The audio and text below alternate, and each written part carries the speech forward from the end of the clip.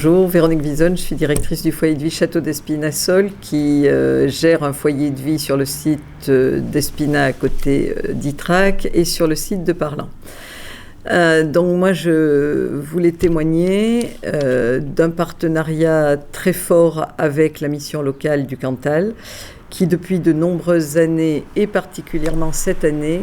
nous a permis de recruter 3 jeunes dans le cadre de contrats d'apprentissage et un jeune dans le cadre d'un contrat aidé PEC. Pour ces 4 jeunes, ça a été vraiment une opportunité de rester dans le Cantal,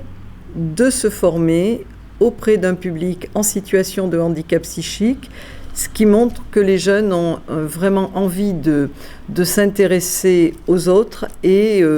d'embrasser des métiers tels que moniteur éducateur, éducateur spécialisé et pour 2,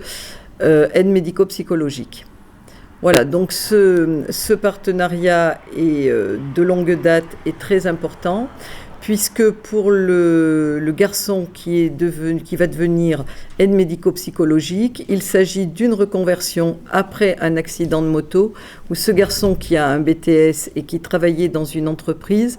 ne pouvait plus continuer pour une raison de difficulté de mobilité. Et grâce à la mission locale, nous avons pu faire un contrat aidé avec 35 heures et un engagement de formation auprès de l'INFA pour devenir aide médico-psychologique. Et je crois qu'Arthur y trouve tout à fait son compte et que finalement, il est en train de découvrir le métier d'AMP qui l'intéresse tout particulièrement. Voilà. Et après, pour les 3 autres, c'est l'histoire d'une jeune femme qui était pionne, qui est en situation de handicap pour une raison de maladie qu'elle a depuis toute petite et qui a eu envie de se lancer dans le métier d'aide médico-psychologique aussi dans le cadre d'un contrat d'apprentissage. Et pour les 2 autres, c'est une jeune femme qui habite à Boissé, donc en zone ZRR, qui était titulaire d'un DUT carrière sociale et qui, grâce au contrat d'apprentissage sur une année, va devenir éducatrice spécialisée au mois de juin et elle bénéficiera dès le 1er juillet, si elle le souhaite, d'un CDI comme éducatrice spécialisée au sein de la SCLA. Et pour la 3e, c'est une jeune femme qui, après un emploi aidé où elle avait validé une petite qualification dans le cadre d'un début de bébé GEPS. Elle s'est reconvertie vers le métier de monitrice éducatrice et là, elle a 2 années à parcourir dans le cadre de la SCLA pour valider son diplôme de moniteur éducateur avec le centre de formation de Marvejols. Voilà, donc c'est que du bonheur d'être avec des jeunes qui ont envie de se former. Et moi, le témoignage que je répète, c'est que nous avons embauché depuis de nombreuses années beaucoup de jeunes en contrat aidé et en alternance,